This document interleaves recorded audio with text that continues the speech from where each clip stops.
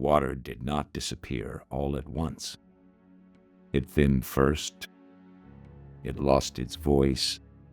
In Oakhaven, pipes used to sing, low metallic hums behind the walls, a comforting arterial sound that told the city it was alive. Now they only clicked, coughed, and fell silent. Faucets opened onto nothing. Children learned the weight of empty cups before they learned how to read. By the time the ration bells rang each morning, people were already awake. You could hear them lining up in the dark, skin brushing skin, canteens knocking softly like bones. No one spoke much anymore.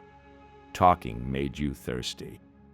Elara stood at the edge of the distribution square and watched the queue bend around the cracked fountain at its center. The fountain had once depicted the city's founder, hands cupped, forever offering water to the stone birds perched on his wrists. Now his palms were dry, chalky with mineral dust. She did not remember the fountain being built. She knew that fact anyway. She reached down and tugged the chain at her waist until it pulled taut. The iron weight of the ledger steadied her, familiar as gravity. She flipped it open with practiced fingers. The first page was always the same. Name, Elara. Mission, retrieve the architect's cradle memory. Mother, she braided my hair too tight and sang anyway. She read it silently, then again aloud, lips barely moving. The words settled into place like stones at the bottom of a river. Cold, solid, safe. Only then did she close the ledger. A bell rang. The ration line shuffled forward. Someone bumped into her shoulder. Elara turned, reflexively cataloging details. Young man, cracked lips, eyes darting. Fear heavy. He smelled faintly of amber resin, nostalgia shards, illegally burned for warmth. Sorry, he muttered, already forgetting her. She watched him go, felt the familiar hollow ache beneath her ribs. Ghost ache, the scavengers called it. The sensation left behind when something important had been taken from you and you could no longer remember what it was. Elara had learned not to chase that feeling. That way lay panic, and panic fed the forest. A voice called her name. Elara, hollow Elara. She turned toward the shade of the cistern tower, where the city council liked to pretend it still held authority. Magistrate Wren stood there with his sleeves rolled up and his dignity unraveling. His hair was unwashed. His eyes flicked to her ledger, then away, like it might bite. You're late, he said. You said dawn, Elara replied. This is dawn. The bells already rang, he said. I don't measure time by bells, Elara replied. Wren swallowed irritation. Everyone knew better than to argue with a scavenger about definitions. You know why you're here. Elara nodded once. The pipes. The heart valve collapsed 3 months ago. We've patched it with scrap memory engineering, but it's bleeding pressure. We're out of time. She already knew this. Pale emerald facts lived easily in her head, geometry without weight. The architect. Yes, his original filtration schematics, the real ones, not the copies. He hid them before he died, he replied. In the forest, she said softly. Wren exhaled. In the forest.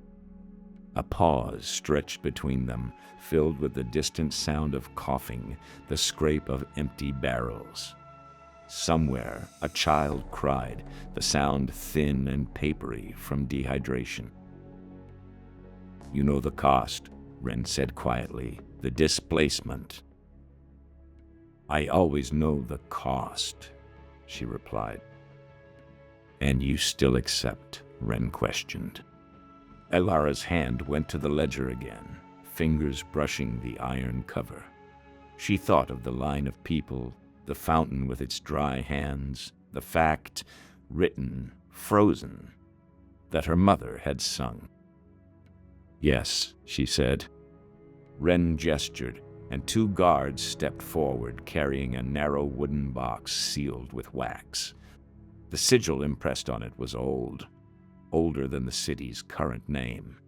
Elara recognized it from other missions. What's that? She asked. A down payment, Ren said. We don't have coin you'd want, but we do have this. He broke the seal. Inside, nestled in velvet, lay a shard. It was iridescent. Elara did not touch it. Even from a distance, it shifted color, pearl to oil slick to moonlight on water. Identity memory. Load-bearing. Dangerous. This belonged to the architect, Ren said. A fragment of his sense of purpose. We kept it filed for decades, untouched. Why show me this now? Because we're desperate, and because the forest will demand something equal. Elara closed her eyes briefly. Displacement law. To take a memory out, you must leave one of equal weight behind. You want me to trade this, she said, for the cradle memory. We want you to survive long enough to come back. She studied the shard again. Identity memories were slippery. If she carried it too long, bleeding would begin. His sense of self would start pressing against hers, asking questions she no longer knew how to answer. I won't consume it, she said. We don't ask that, he said. I won't carry it into the forest either. Ren frowned, then how? She cut through his sentence, stating, I'll file it. Silence fell over them. You'll freeze it, Ren asked. Turn it into a fact? Yes, she replied. You'd strip it of meaning, Ren retorted. That's what keeps it safe, Elara justified. Ren looked at the shard, then at the people in the square, at the dry fountain, at Elara's empty eyes. Do it, he said. Elara opened her ledger to a fresh page. The iron pages hummed faintly, old magic, stubborn and blunt. She lifted the shard with 2 fingers. It was warm, almost alive. As it touched the page, color drained from it, resolving into clean lines and sharp angles. Pale emerald replaced the rainbow sheen. She wrote carefully. Filed memory. The architect believed water should belong to everyone. The shard settled into the page, now nothing more than a recorded truth. Elara closed the ledger. The weight at her waist increased slightly. I leave today, she said. Ren nodded. The camp at the perimeter is ready. Slime moat refreshed. Hunters reported movement deeper in. Glass hounds, Elara questioned. 2 sightings, Ren responded. And Kalen? Elara asked casually. Ren stiffened. He's been seen, he admitted, near the whispering outskirts, asking about the same thing you are. Of course he was. Elara turned away before Ren could read anything on her face. Kalen, the mosaic, the man who refused to forget, the man who stitched other lives into his own like trophies. The forest loved people like him. It ate them slowly. She adjusted the chain at her waist and walked toward the city gate, past the ration line, past the fountain, past the place where memory ended and survival began. Behind her, the bells rang again. Ahead of her, the forest waited, and it already knew her name. The forest did not begin at the tree line. It began with forgetting. Elara felt it as a soft pressure behind her eyes as she crossed the boundary stones. Nothing sharp, nothing dramatic, just the subtle sense that something had slipped out of alignment. A name, perhaps, or the reason she preferred her bread toasted dark. Small things went first. They always did. She checked the ledger without breaking stride. Name, Elara. Mission, retrieve the architect's cradle memory. Mother, she braided my hair too tight and sang anyway. Still there. Good. The perimeter camp sprawled in a wide, uneven ring around the forest's edge, its tents stitched together from salvaged tarp, old banners, and the skins of things that had never been animals. At its center lay the moat, a glistening trench filled with eraser slug mucus. It shimmered faintly, opaque and pearlescent, exuding a damp chemical smell that made Elara's nose prickle. Memory eaters respected that smell. People did not. A pair of scavengers hauled a third man out of the moat as Elara approached. He was laughing, too loudly, eyes unfocused. Cold draft, one of them muttered. Pulled him out just in time. Is he? The other asked. The first scavenger waved a hand in front of the man's face. No reaction. Yeah. Emotions are gone. Skills might still be in there somewhere. They dragged him toward the infirmary tent, where a chalkboard listed names no one recognized anymore. Elara stepped around them and entered the camp. Conversations dropped in volume as she passed. Some people nodded to her. Others made warding signs with ink-stained fingers. Memory scavengers were useful, but no one liked to be reminded of what the forest could do. She stopped at the supply table and exchanged a token for rations, dried kelp, mineral wafers, a vial of distilled slime. The clerk avoided her eyes. Heading in alone, he asked. Yes, she replied. Stupid, he said. Efficient, she responded. He snorted and slid the vial across. Glasshounds active past the outskirts. Don't look at yourself too long. I never do. She turned and froze. A man stood at the far side of the camp, just beyond the slime moat's shimmer. He was tall, broad-shouldered, his posture relaxed in the way of someone who believed the world would adjust itself around him. Sunlight caught on the silver filigree embedded across his arms, neck, and jaw, intricate latticework etched into his skin like jewelry that had grown there.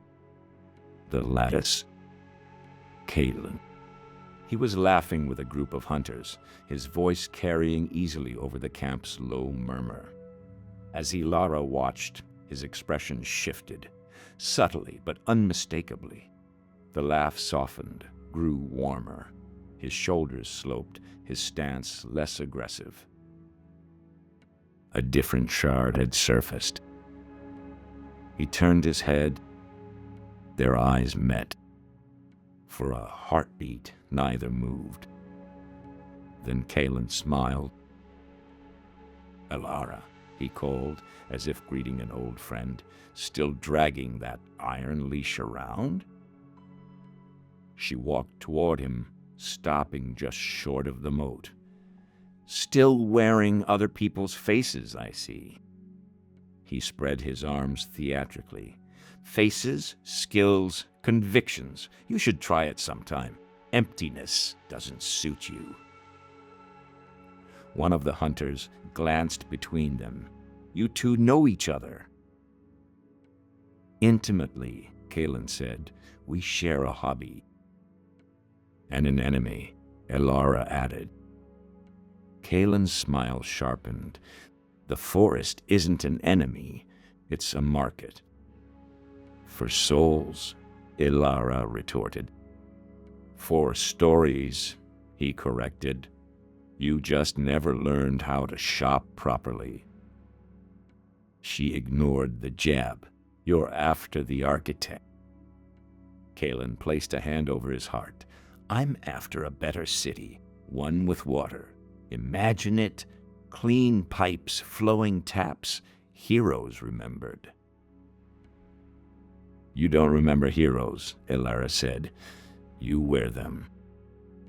A flicker crossed his face, irritation quickly smothered. He reached up and touched one of the filigree patches at his throat. The silver pulsed faintly. You know, he said, voice changing again, lower, steadier. There was a time I admired your restraint, the way you let the forest hollow you out instead of fighting it.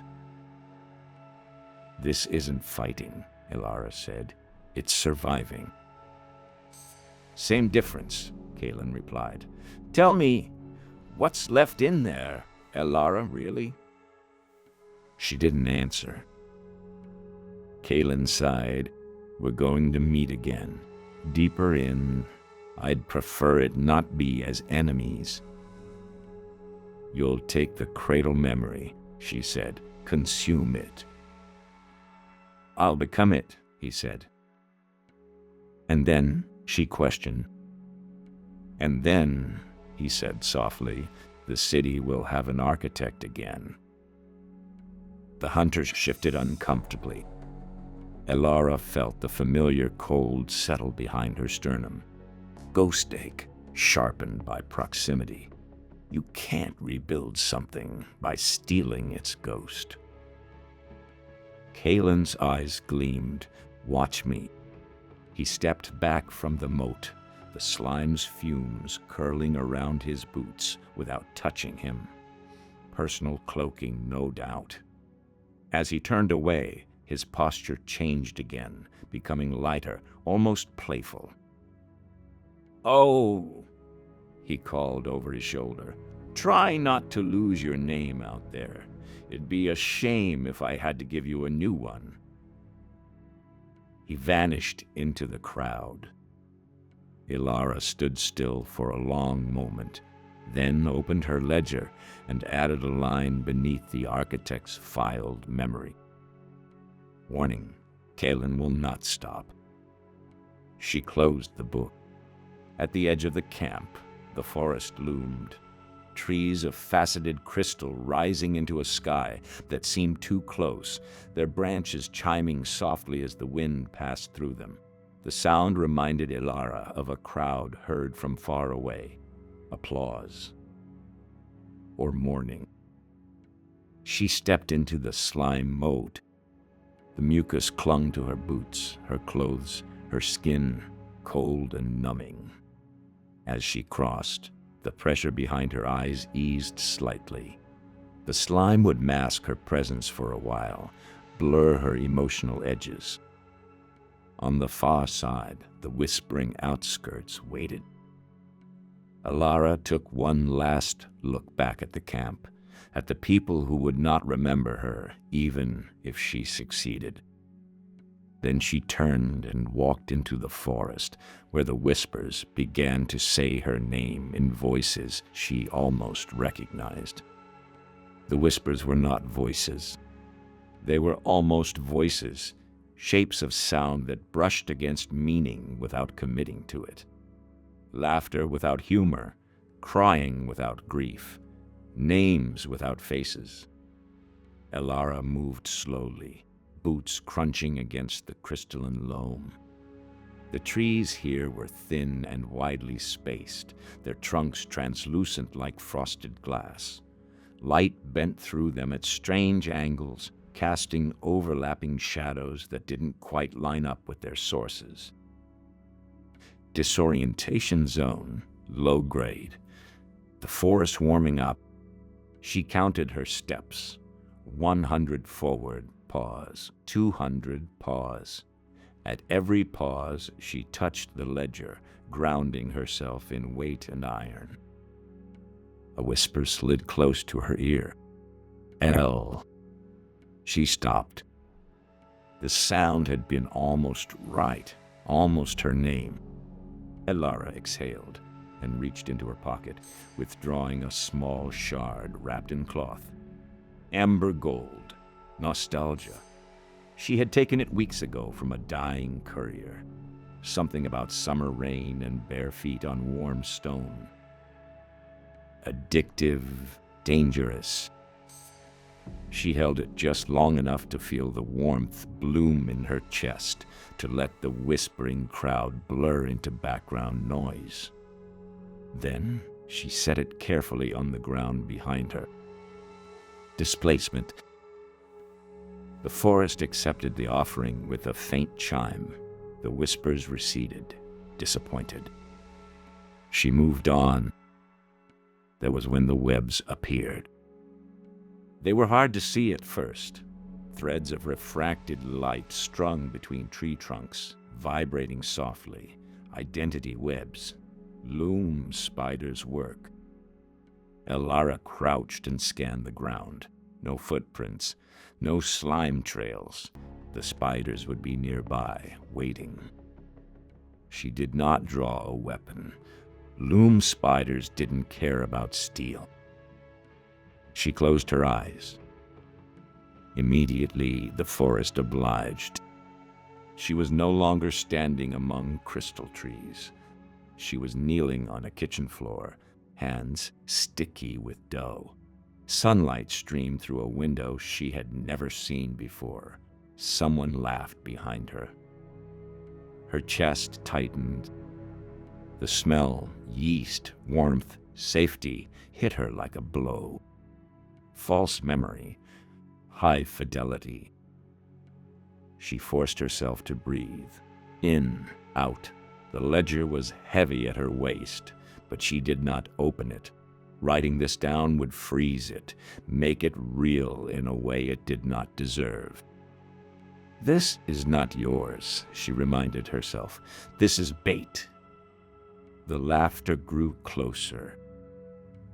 Elara reached into her coat and pulled free a pale emerald shard. Facts clean and sharp.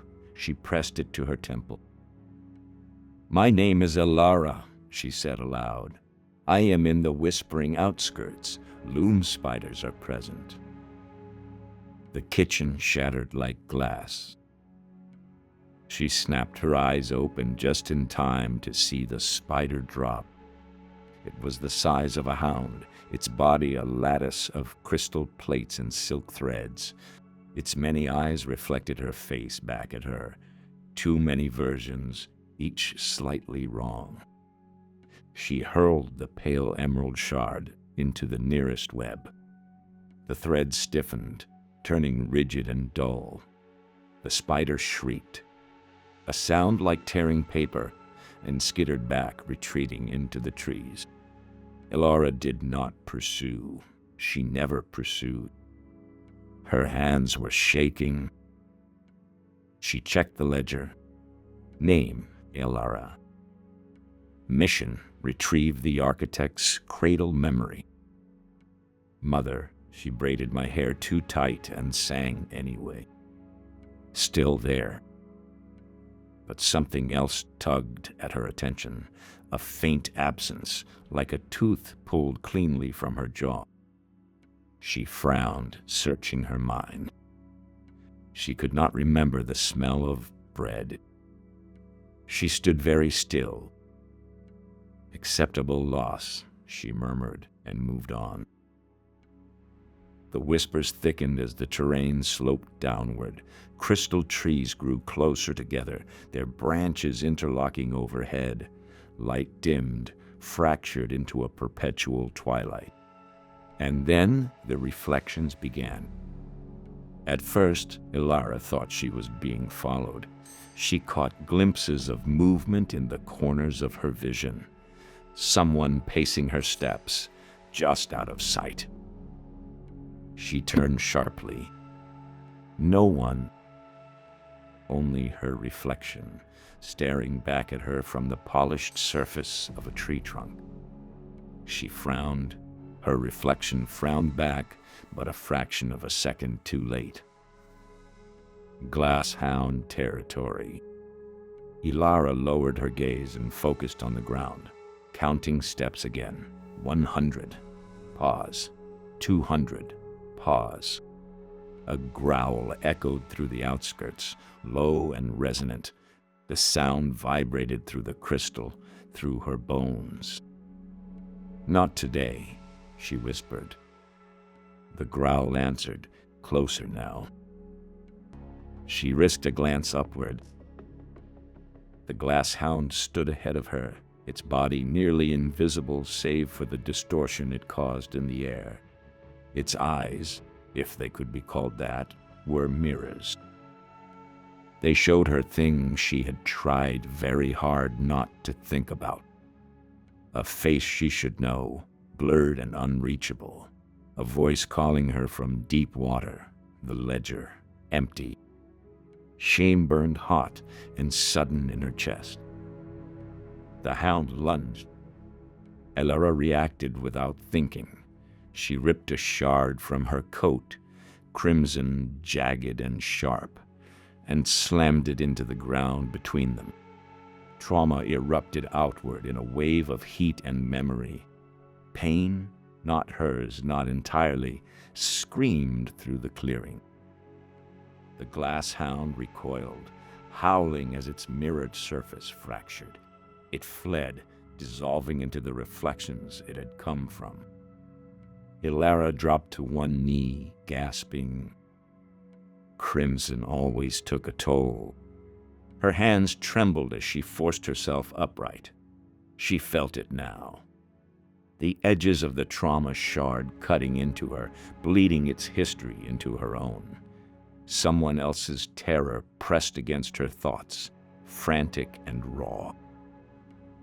She couldn't hold it. With shaking fingers, she opened the ledger and wrote fast. Filed memory. Fear can make you run faster than hope. The crimson shard dulled, its heat leaching away until it was nothing more than a recorded truth. Ilara closed the book and leaned her forehead against a tree, breathing hard. "Careful," a voice said lightly. "You're bleeding all over the place." Ilara spun, knife already in hand. Kalen stood a few paces away, leaning against a crystal trunk as if they were sharing a casual stroll. His lattice glimmered, several patches glowing faintly with different hues. "I told you not to sneak up on me," she said. "And miss the show," he replied. "You always were efficient, brutal, but efficient." "You let the hound flush me out," she accused. "Of course I did. Why risk my own reflections?" he replied. His expression shifted, eyes sharpening, posture straightening. A soldier's stance surfaced, layered over his own. "You used trauma as a weapon," he continued. "Messy, effective." "Why are you here?" Ilara asked. Kalen shrugged. "Same reason as you, though I took a slightly different route." "You followed me," she stated. "I paralleled you," he smiled. "It's less threatening that way." She studied him, noting the faint tremor in his hands, the way his gaze flicked from tree to tree. Bleeding was affecting him too. overloaded lattice or not. "You won't make it to the root system like this," she said. "Neither will you," he countered, "but together?" "No," she stated firmly. Kalen sighed, genuinely disappointed. "You're wasting yourself, Ilara. You give everything to the forest and call it discipline. I give it what it wants and take something back. And what happens when there's nothing left of you to take back to?" For just a moment, his smile faltered. Then another shard surfaced, smoothing the crack away. "We'll see," he said. He stepped back into the trees, melting into the refracted light. "Try not to lose anything important," his voice echoed. "You might need it later." The whispers swelled as he vanished, louder now, more insistent. Elara tightened her grip on the ledger and pressed forward toward the darker heart of the forest, toward the orchard of regret, where violet silk waited and the past asked harder questions.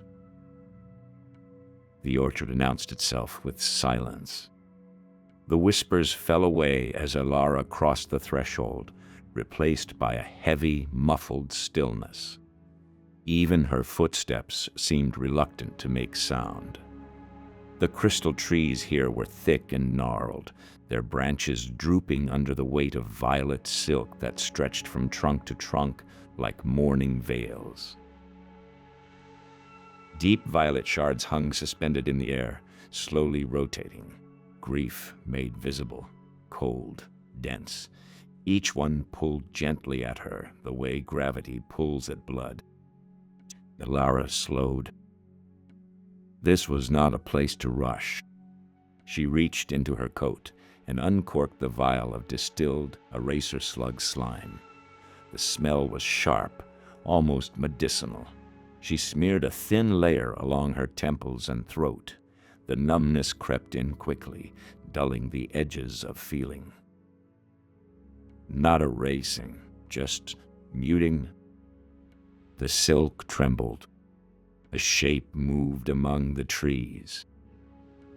Elara's hand went to her knife, but she did not draw it. She knew better. The Nemesis owl settled onto a low branch ahead of her, its wings folding with a sound like turning pages. Its feathers were etched with symbols that shifted as she tried to focus on them. Names, dates, half-remembered promises. Its eyes were pools of liquid silver. "Witness," Elara said softly. The owl cocked its head. "Scavenger," it replied, not aloud, but directly into her mind. "You are leaking again." "I'm managing," Elara said. "You always are, until you aren't," the owl replied. The owl's gaze drifted to the ledger at her waist. Heavy book, heavier absence. "What do you want?" Elara asked. The owl's talons clicked against the branch. "Trade," said. "Information costs secrets," Elara replied. "High-value secrets," the owl corrected. "Yours are. Thin." Elara felt a flicker of irritation. "Then you have nothing I want." The owl's wings rustled. The orchard is awake. The spiders are feeding deeper in, and the mosaic bleeds more than he lets on. Elara stilled. What did he trade? The owl's eyes brightened. A triumph, a battle won, a name sung by thousands. Heroic identity, load-bearing. "He gave it up?" she asked. "He grafted it," the owl said. "The forest took the original. The echo remains. It screams when he sleeps." Elara absorbed that, nodding once. "And the root system?" Below the canopy, Guarded, the architect is not alone, the owl replied. I know, Ilara confirmed. The owl leaned closer. Do you? They questioned. Ilara hesitated. The ledger felt heavier than usual. What do you want? She asked again. One memory, the owl said, unfiled, warm. Ilara's fingers curled into her palm. She thought of the ration line, the fountain, her mother's voice flattened into fact. She shook her head, no. The owl watched her for a long moment, then it sighed, a sound like pages settling. Then take care, hollow. The orchard will not be kind, they said. It launched into the air, vanishing soundlessly into the silk. Ilara stepped forward. The moment she passed beneath the first violet veil, the grief hit her like cold water. It was not one memory. It was thousands. Regret layered upon regret, each shard whispering a different what-if. Lives not lived, words not spoken, hands not held. Ilara's breath fogged in front of her.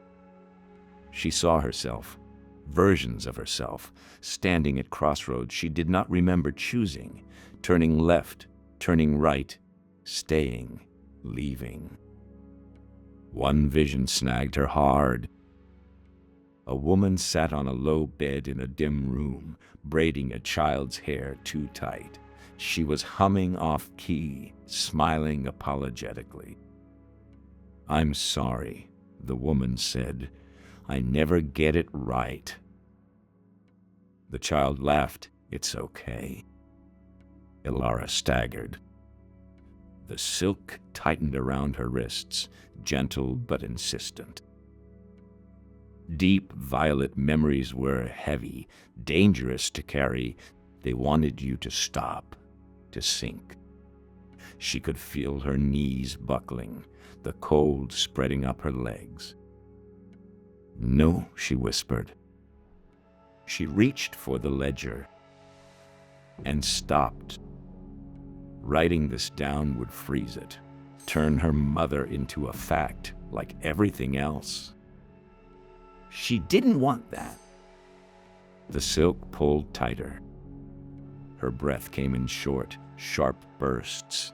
Panic fluttered at the edges of her mind, bright and tempting.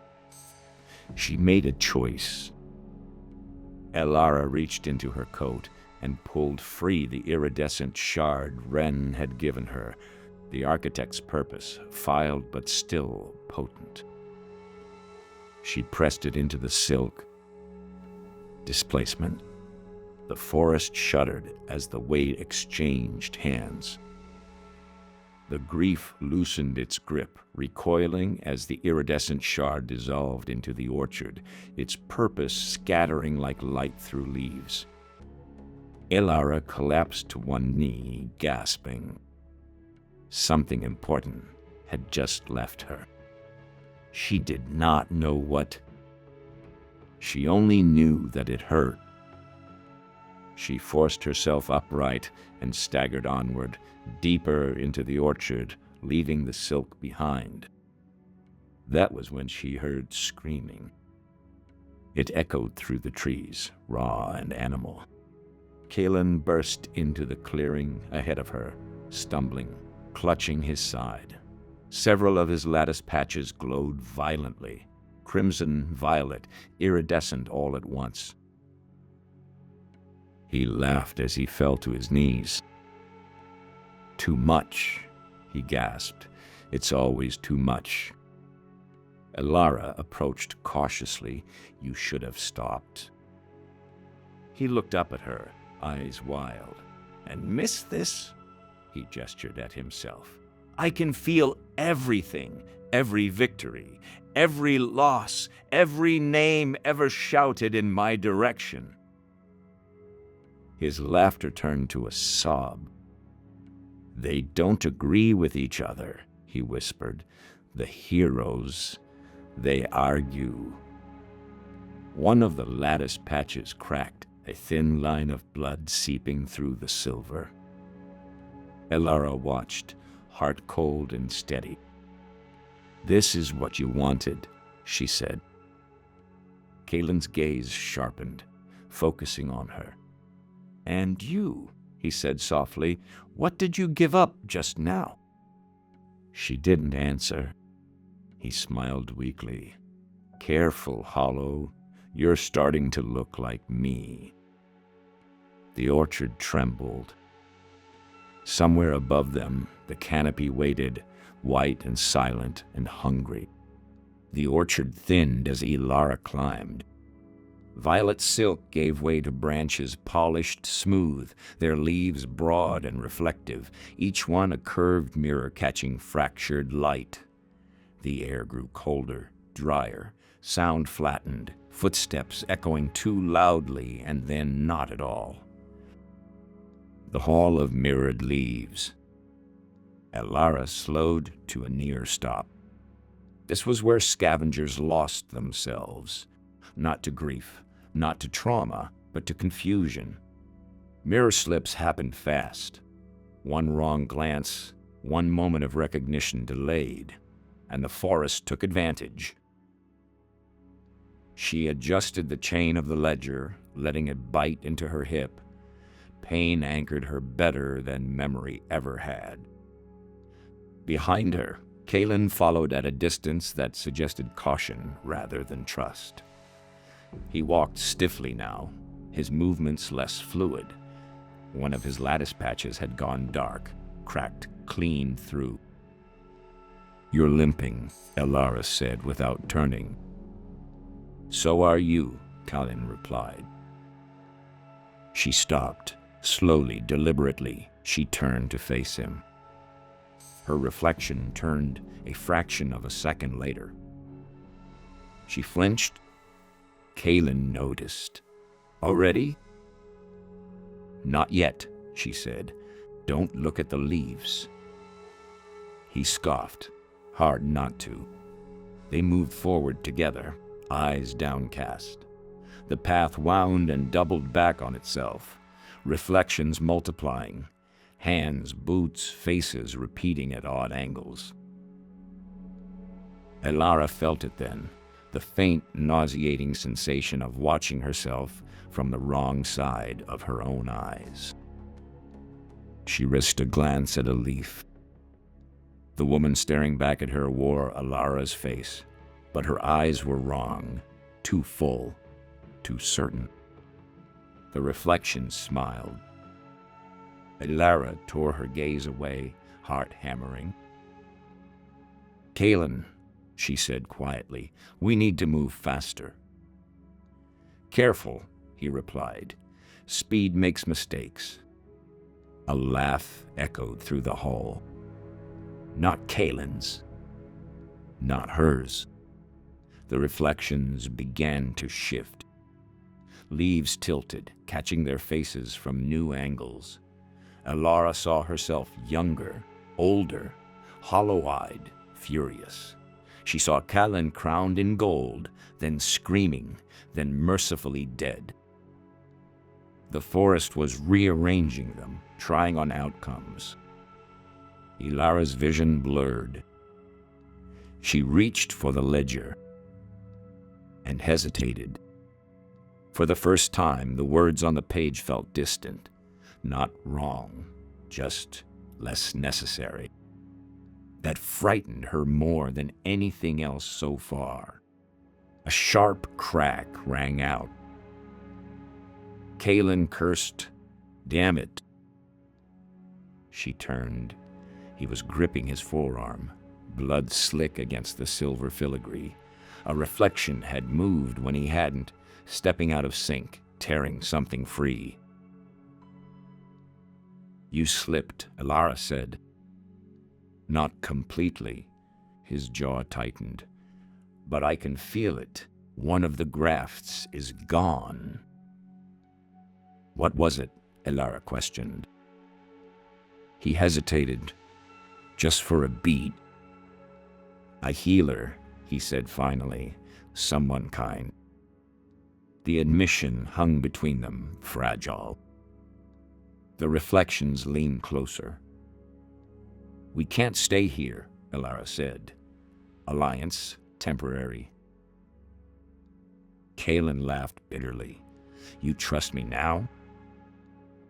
"No," she said, "but I trust the forest less."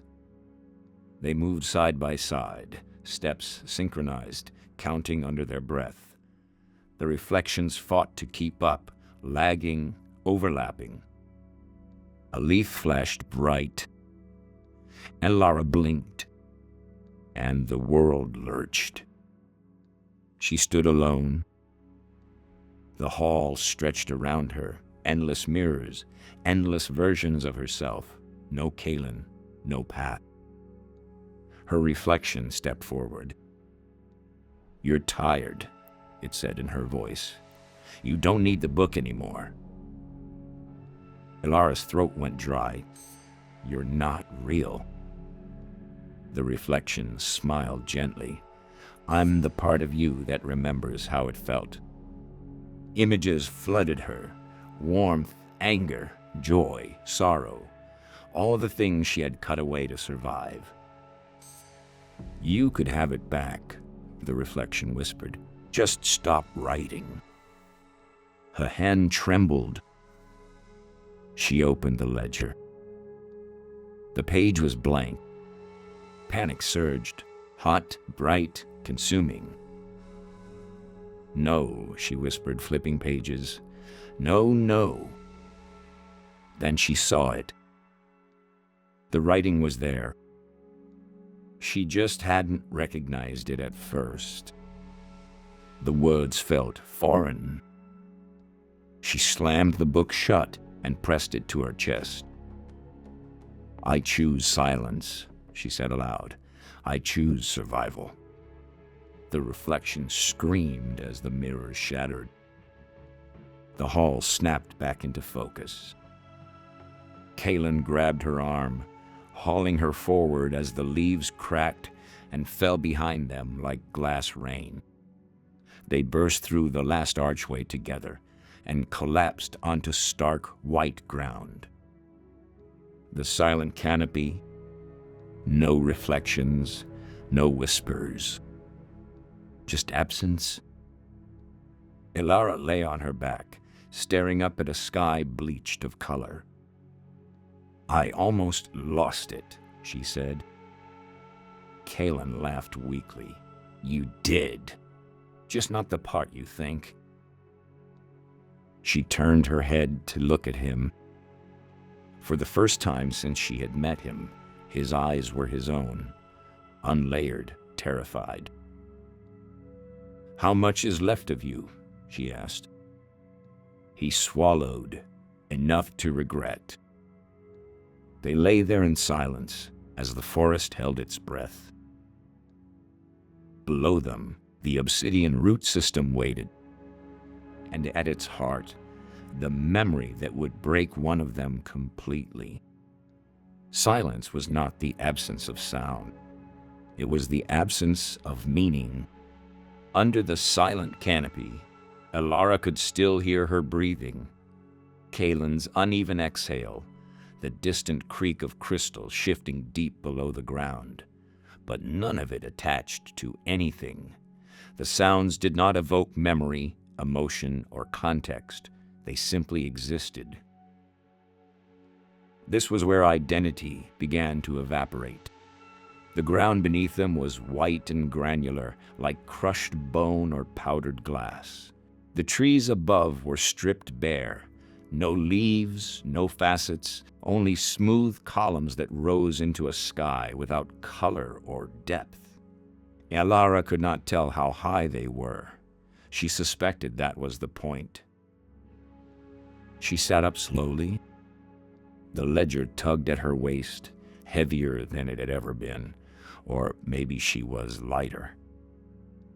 Kalen remained where he had fallen, staring at his hands as if seeing them for the first time.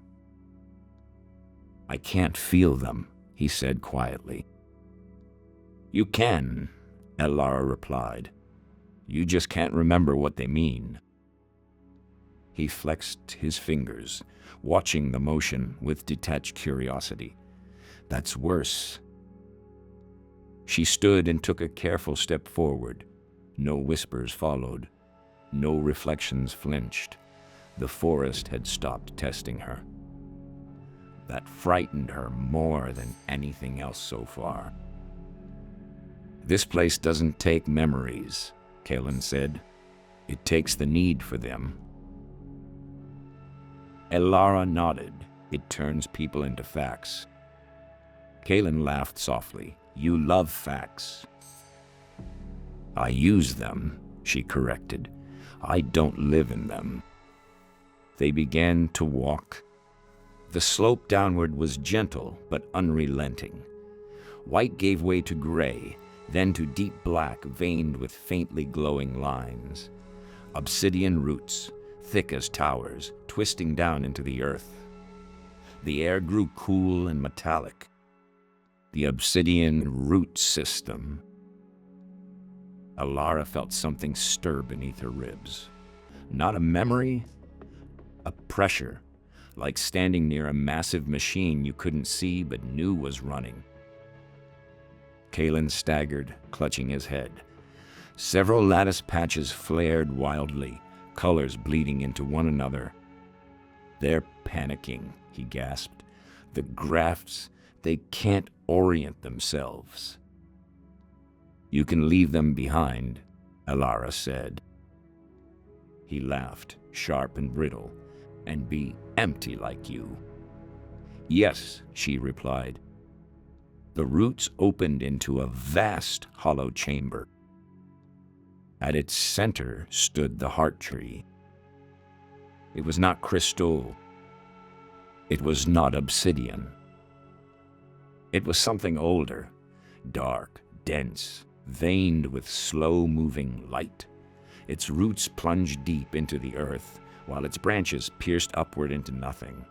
Embedded in its trunk were thousands of shards, each one pulsing faintly. Memories, anchored, preserved. At the base of the tree, half merged with the roots, knelt a figure. The architect, or what remained of him. His body was translucent, edges blurring into the tree itself. His eyes were open, distant, unfocused. Elara's breath caught. This was the cradle, the moment of hiding. The architect's gaze shifted, settling on her. You came, he said. Not aloud, but with the weight of a structure settling into place. Yes, Elara replied, your city is dying. A flicker of sorrow rippled through the tree. I know. Kalen stepped forward, awe plain on his face. I can fix it, he said eagerly. Let me take it. Let me be you. The architect turned his attention to Kalen, and something like pity crossed his features. You already are too many people. Kalen's smile faltered. I can hold one more. The heart tree shuddered. The blueprints are not a shard, the architect said. They are an absence, a forgetting placed deliberately. Elara understood. To retrieve them, she said slowly, someone has to make space. The architect inclined his head. Kalen took a step back. No, he said. No, there are other ways. I can cut something out, replace it. The architect's gaze hardened. You would overwrite the city with yourself. Kalen's lattice screamed. Silver filigree split, shards spilling from his skin like falling stars. Voices, dozens of them, cried out in confusion and terror as the forest reclaimed what it had been owed. Kalen fell, clutching at empty air. "No," he whispered. "No, no, no." Ilara watched him unravel, not with satisfaction, but with grim understanding. She stepped forward. "I will do it," she said. Kalen looked up at her, eyes clear now, terrified, singular. "Ilara," he said. "Don't." She knelt before the heart tree. "I don't have much left," she told the architect, "but I have enough." "You will lose your core identity," the architect warned, "the load-bearing structure of who you are." "I know," Ilara said. "You will return as a ghost," the architect cautioned. She thought of the fountain, the ration line, her mother's braid too tight. "I was already halfway there," she responded as she unchained the ledger. The iron links fell away with a sound like bells tolling underwater. The ledger hit the ground, heavy and final. For the first time, she did not reach for it. She pressed her palm to the heart tree. The world went white. There was no pain. There was no memory. There was only release. Water surged through Oakhaven like a returned god. Pipes sang again, loud, joyous, unstoppable. Fountains overflowed. People cried, laughed, fell to their knees beneath the spray. Engineers found the blueprints etched into the filtration core itself, elegant and complete, impossible to misinterpret. No one knew how they had gotten there. No one remembered Ilara. She walked through the city unnoticed, dry-eyed, curious. The sound of water fascinated her. She held her hands beneath a fountain and watched the way it ran between her fingers. She found the old ledger in her pack one morning. The pages were blank. She opened to the first page and picked up a pen. Name, Ilara. Fact, water is cold and it feels good. She closed the book and began again. Kalen had not always been a mosaic. That was the lie people told because it was easier than the truth. Before the lattice, before the silver graphs and stolen triumphs, Kalen had been a rescuer. He was born in the eastern spill districts, where the pipes leaked rust, and children learned early how to listen for the sound of collapse. When the first filtration failure took an entire block, Kalen was 16 and strong enough to pull 3 people from the rubble before the water rose. They called him brave. They remembered his name. That was the first shard he ever carried, the moment when strangers shouted Kalen like it mattered. He did not steal memories at first. He inherited them. Survivors pressed their stories into him the way drowning people pressed their weight onto the living. Gratitude, grief, awe, all warm, heavy things. He learned how intoxicating it felt to be needed, to be remembered. When the forest began to encroach, when scavengers came back, hollow-eyed and shaking, Kalen told himself he would be different. He went in to protect. The first graft happened by accident. A woman was dying, trapped in violet silk, lungs filling with cold grief.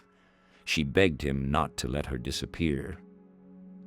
"Take it," she said, shoving the shard into his hands. "Don't let it be wasted." He did. And when he walked out of the forest carrying her courage, her stubborn refusal to give up, people looked at him like he was more than human. So he kept going. Every time the forest took something from him, he replaced it. Every time a piece of his own fear or doubt vanished, he patched the hole with someone better, stronger, braver. He told himself this was preservation. But preservation turned to curation, and curation turned to hunger. By the time Elara met him, Kalen could no longer tell which memories were his and which ones simply worked. His original self, the boy who wanted to be remembered for saving people, had been buried under layers of louder, shinier stories. What terrified him most about Elara was not her emptiness. It was her acceptance of it. She represented a choice he had refused to make. And when the heart tree rejected him, it wasn't because he was unworthy. It was because there was no single him left to receive the gift. Kalen did not die in the obsidian root system. The forest was cruel, but it was not wasteful. He woke at the perimeter camp 3 days later, screaming. The healers said he thrashed like someone drowning in shallow water, lungs burning even as he lay on dry ground. When he finally stilled, his eyes were empty in a way that frightened even seasoned scavengers. They cut the remaining lattice from his skin.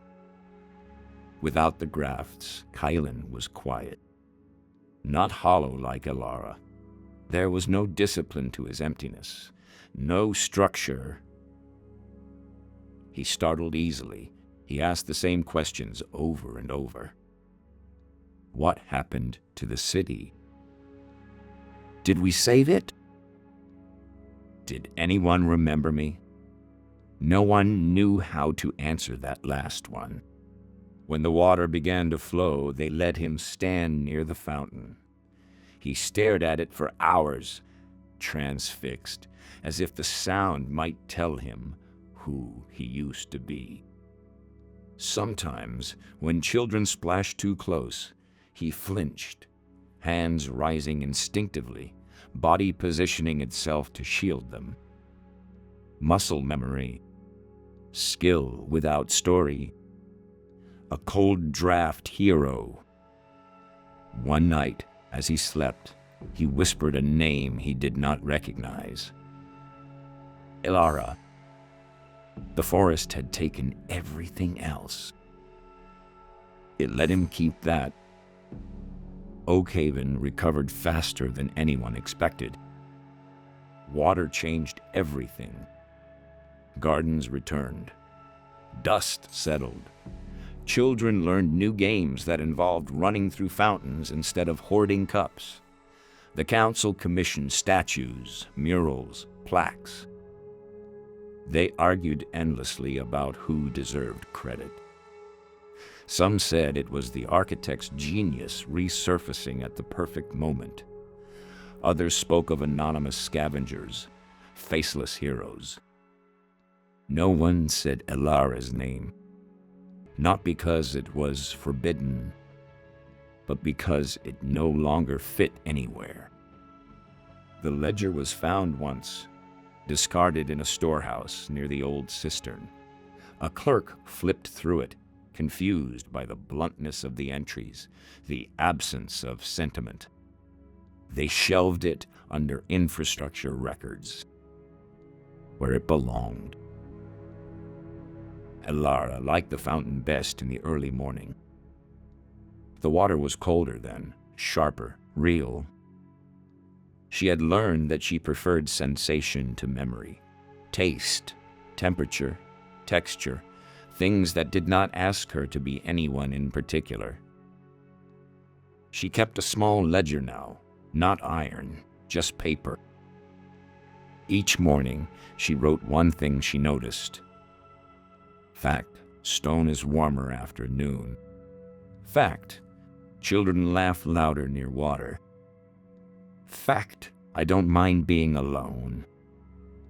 Sometimes people spoke to her. Sometimes they didn't.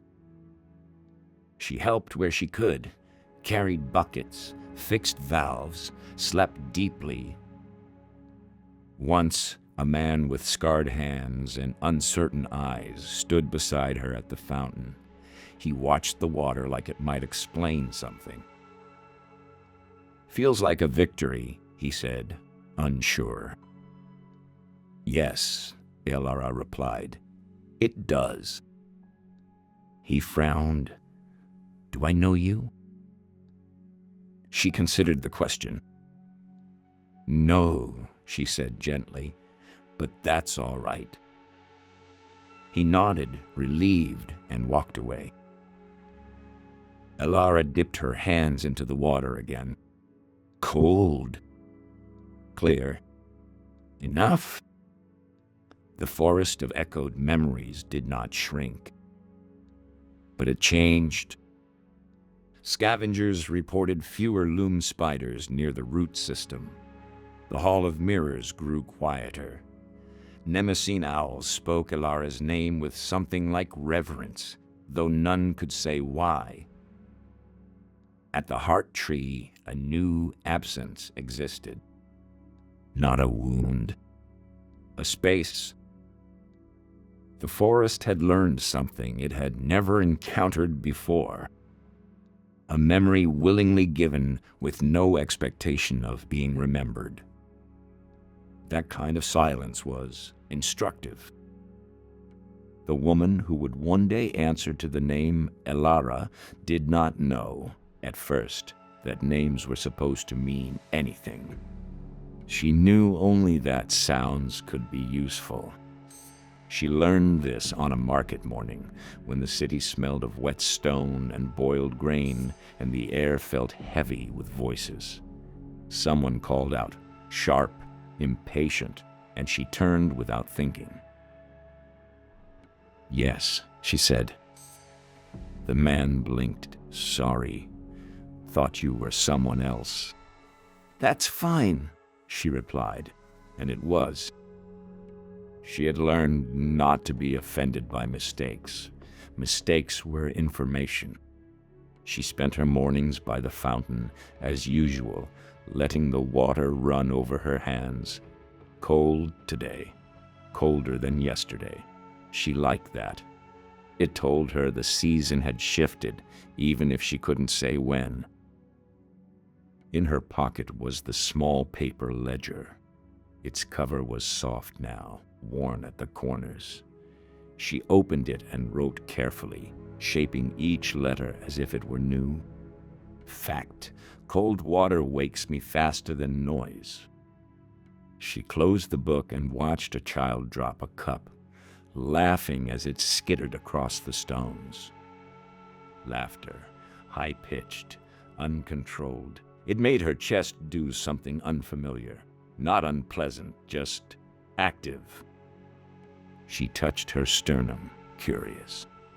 Later, while carrying a crate of valve fittings for one of the pipe crews, she noticed her hands moving with practiced efficiency.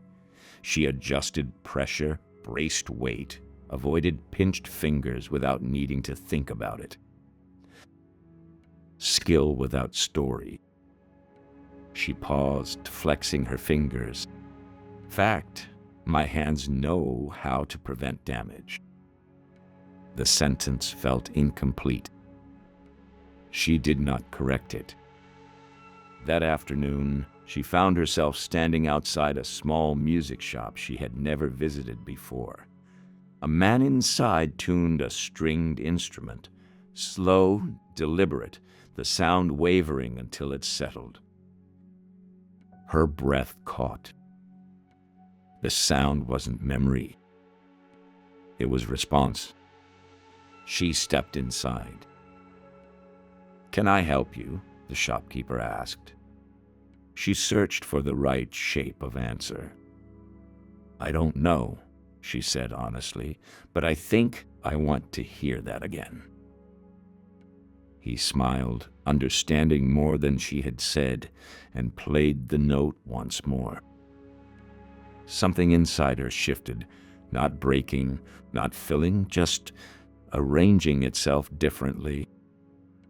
That night, she sat on her narrow bed and opened the ledger again. She hesitated, pen hovering. This time, she did not write a fact. She wrote a preference. Note, I like the sound of strings when they finally agree. She stared at the sentence for a long time. Preference implied choice. Choice implied continuity. Continuity implied a future. Her pulse quickened, not with fear, but with a cautious, unfamiliar excitement. The next morning, at the fountain, the man with scarred hands returned. He stood beside her, watching the water arc and fall. I remembered something, he said, as if surprised by it. Not a memory, just a feeling. She nodded. Those come first.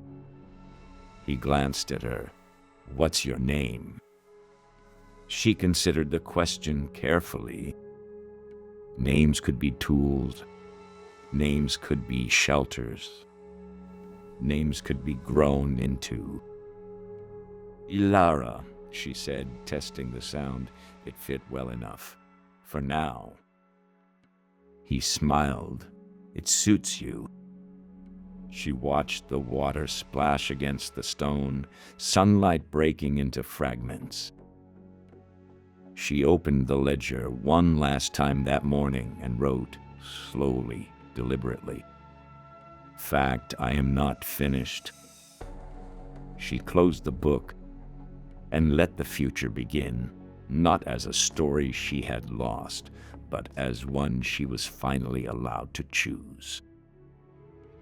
Kaelin did not leave Oakhaven. That surprised everyone, including himself. At first, it was because he did not know where else to go. The map in his head had been erased along with the stories that once propelled him forward. Roads felt interchangeable. Purpose felt optional. So he stayed near the perimeter camp, where forgetting was understood. They gave him small tasks at first. Carry this, watch that, sit here and make sure no one crosses the slime moat alone. He did them without complaint. He was good at them. The forest noticed. The first time a scavenger stumbled out of the whispering outskirts screaming, Kaelin was already moving.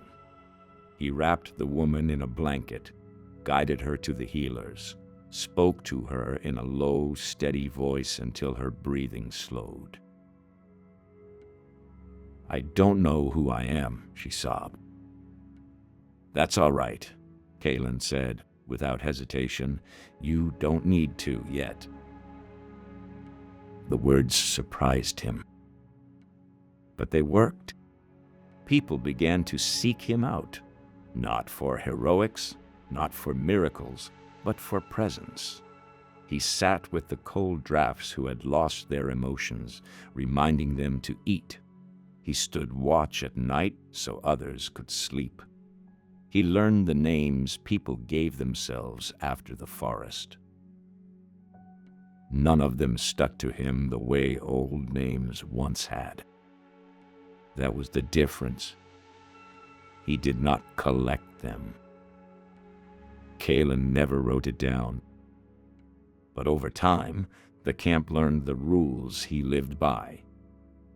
1. Do not enter the forest for glory. He turned away anyone who spoke of proving themselves. 2. Do not walk alone unless you are prepared to return alone. He walked the edges with first-timers, showing them how to count steps, how to touch iron, how to recognize false echoes. 3. If someone forgets their name, ask what they need instead. Hunger and fear were easier to answer than identity. 4. Leave space. He never filled silences. He let people be unfinished. Scavengers began calling him Warden, half in jest, half in relief. He accepted the title the way he accepted everything now, without hunger. The forest did not forgive him, but it acknowledged him. One winter, a glass hound crossed the perimeter line. A rare, dangerous breach. Panic rippled through the camp as reflections multiplied on every polished surface. Kalen stepped forward alone. He did not look at the hound. He looked at the people behind him. "Close your eyes," he said calmly. "Listen to my voice." The hound circled, growling, searching for shame to feed on. Kalen felt it brush against him, probing, offering images of what he had been. Hero, savior, mosaic. The reflections showed him crowned again, powerful and adored. For a moment, the old ache stirred. Then it passed. There was nothing for the hound to take. Kalen was not ashamed of who he had been. He was simply not that person anymore. The glass hound faded, confused, dissolving back into the forest. The camp was silent. Someone laughed shakily. Kalen sat down, suddenly exhausted. "I think," he said, after a moment, "that was the first thing I've won without taking anything."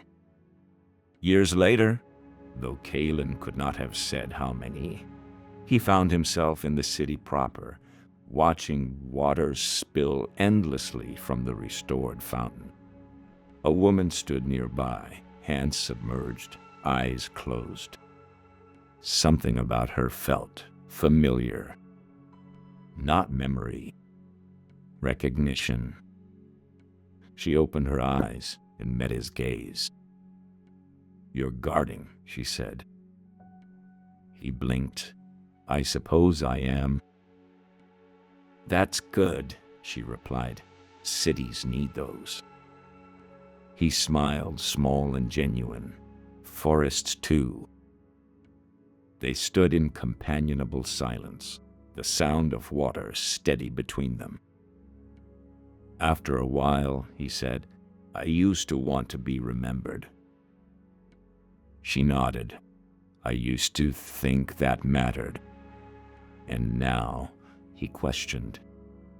She considered. "Now I think being useful is enough." Kalen felt something settle into place. Not a shard, not a graft. A truth. When he left the fountain, he did not look back. Somewhere at the edge of the world, the forest shifted, recalibrating its rules once more. It had learned something else. Not all power comes from taking. Some comes from staying.